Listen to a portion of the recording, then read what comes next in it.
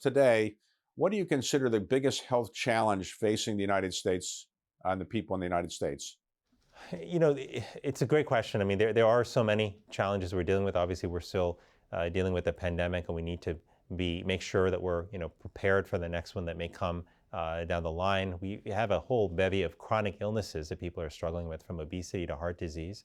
But the one that's actually most on my mind, and which I'm most deeply concerned about, that I see as foundational to our health, is actually the mental health crisis that we have in our country. It turns out that when you struggle with your mental health, as certainly I have at points in my life, and I've taken care of many patients over the years who struggle with their mental health, but when you struggle with your mental health, it doesn't just impact how you feel. It impacts your physical health as well.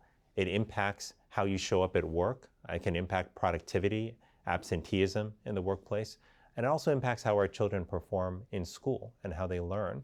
And so, however you cut it, I think of our mental health as the fuel that allows us to show up for our family and friends, for our community. And when our mental health is negatively impacted, it compromises all those fronts. And that's what we're dealing with right now. If you look at the numbers, David, they're really staggering, especially among youth. If you look at the population overall, about 5% of people in 2020 had suicidal ideations. They contemplated taking their own life.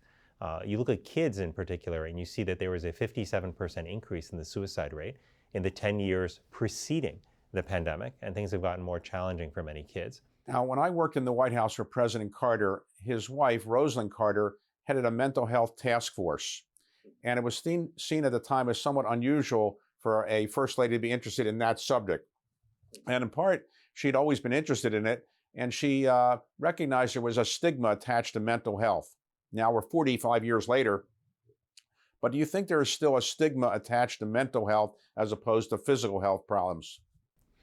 Well, I do, David. I think it's gotten better, certainly than it was 20, 30, 40 years ago. But I still see that stigma all the time. I see it, one, in the conversations I have with people, especially it's a stronger stigma in my generation and older generations. Younger generations are less affected by it. But there, too, I still see a reluctance to talk about needing help and about being bullied or being the victim of abuse, which contributes to mental health struggles.